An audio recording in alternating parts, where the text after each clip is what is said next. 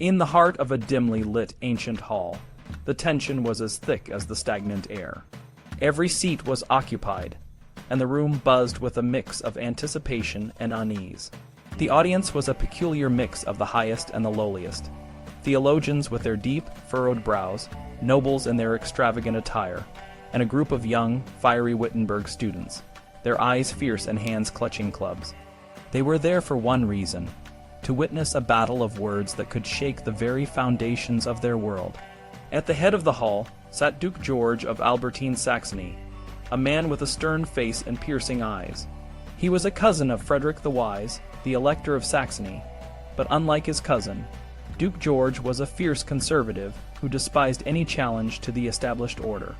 His presence was a clear warning: this was not a debate for the faint-hearted. Among the crowd, a quiet figure stood out.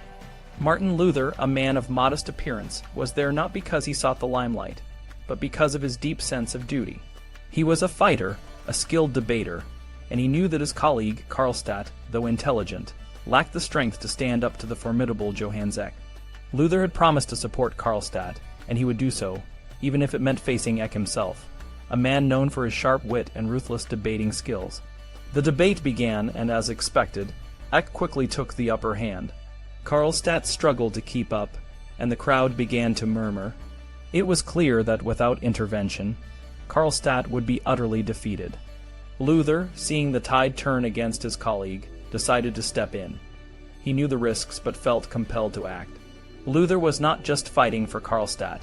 He was fighting for the principles he believed in, principles that were beginning to challenge the very authority of the Church. The debate shifted to the past, to the Council of Constance, which had been convened a century earlier to address the Great Schism and suppress heresy. The topic of Jan Hus, a Bohemian priest and reformer, was brought up. Hus had been burned at the stake for his beliefs, and Eck cleverly maneuvered Luther into a discussion about the justice of this act. The room fell silent as everyone waited for Luther's response. Luther, knowing that a wrong answer could mean the end of his movement, took a deep breath and spoke. He defended Hus, stating that even ecumenical councils could err. He declared that Hus had been right, and that those who had condemned him had disgraced the Church. It was a bold statement, one that shocked many in the room, including the Duke and Eck himself. The impact of Luther's words was immediate. He had not just challenged the authority of the Church. He had openly declared that the Church, even at its highest levels, could be wrong. This was a radical idea, one that threatened the entire structure of the Catholic Church. Luther's supporters, the Wittenberg students, watched with a mix of pride and fear. They knew that their professor had just put his life on the line. After the debate, Eck emerged victorious, boasting of his personal triumph, but the real victor was Luther. His words had struck a chord with many, and they would not be easily forgotten. As he left the hall, surrounded by his loyal students, Luther was a shaken man. He knew that the path ahead would be fraught with danger, but he also knew that he could not turn back. The battle had only just begun. The next day in Frankfurt am Main, the 7 electors of the Holy Roman Empire met to choose a new emperor. The death of Maximilian had left a power vacuum, and the election of his successor was of utmost importance. Pope Leo X, however, seemed more preoccupied with the election than with the growing unrest in Germany. This lack of urgency would prove to be a significant mistake. Leo X, the head of the Medici family, was a man of many talents.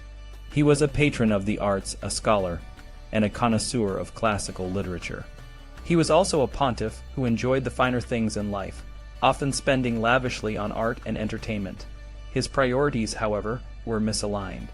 While Luther's movement was gaining momentum, Leo was more concerned with the political maneuverings of the imperial election. The 3 main candidates for the imperial throne were Henry VIII of England, Francis I of France, and Carlos I of Spain. Henry, despite his wealth and power, was not particularly interested in the position. He preferred the tangible power of his own kingdom.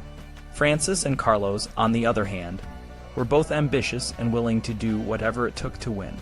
Leo, in his attempt to secure the support of the Elector of Saxony, Frederick the Wise, failed to see the growing threat in Wittenberg. Frederick the Wise, Luther's patron, was a man of great influence. He had the power to silence Luther, imprison him, or even execute him. However, Leo's indecisiveness and lack of action allowed the situation to spiral out of control. By the time Leo issued an ultimatum to Luther, nearly 3 years after the posting of the 95 Theses, the damage was already done. The 95 Theses, which Luther had nailed to the door of the Wittenberg Castle Church in 1517, had ignited a spark that quickly turned into a flame. Luther's criticisms of the Church, particularly regarding the sale of indulgences, resonated with many people. The idea that one could buy forgiveness for sins was seen as corrupt and unjust. Luther's message spread rapidly, thanks to the printing press, which allowed his ideas to reach a wide audience. As the movement gained strength, Luther's supporters grew in number. They included not only students and common people, but also powerful nobles, who saw an opportunity to challenge the authority of the Church. The Church, which had been the dominant force in Europe for centuries, was now facing a serious challenge. Pope Leo X, despite his many positive qualities, was ill-equipped to handle the crisis. His superficial nature and lack of judgment led him to underestimate the threat posed by Luther. Instead of addressing the issues head-on, he focused on other matters, such as the imperial election and his own personal interests. This inaction allowed the reform movement to gain even more traction. The consequences of Leo's inaction were far-reaching. The Protestant Reformation, led by Luther, would eventually split the Catholic Church and lead to decades of religious and political conflict. The 30 Years' War, one of the most devastating conflicts in European history, was a direct result of the religious tensions that the Reformation had exacerbated. Luther, for his part, continued to push for reform. He translated the Bible into German, making it accessible to the common people. He wrote numerous pamphlets and treatises, challenging the Church's teachings and practices. His message of salvation through faith alone, rather than through good works and the intercession of the Church, resonated with many. The impact of Luther's actions was felt not just in Germany, but across Europe. Other reformers, such as John Calvin and Huldrych Zwingli, emerged, each with their own ideas and interpretations of Christianity. The Catholic Church, in response, launched the Counter-Reformation, which sought to address some of the issues raised by the Reformers and to reaffirm its authority. The legacy of Martin Luther is complex and multifaceted. He is celebrated as a hero by many Protestants and criticized by some Catholics. His actions, while controversial, led to significant changes in religious and political life. The Reformation paved the way for the modern concept of religious freedom and the separation of church and state. In the end, the debate in that dimly lit hall was just the beginning. It was a moment that would change the course of history, a moment when a single man stood up to challenge the status quo and sparked a revolution that would shape the world for centuries to come. Luther's bravery, his conviction, and his willingness to speak truth to power are a testament to the power of individual action and the importance of standing up for what one believes in, even in the face of great adversity.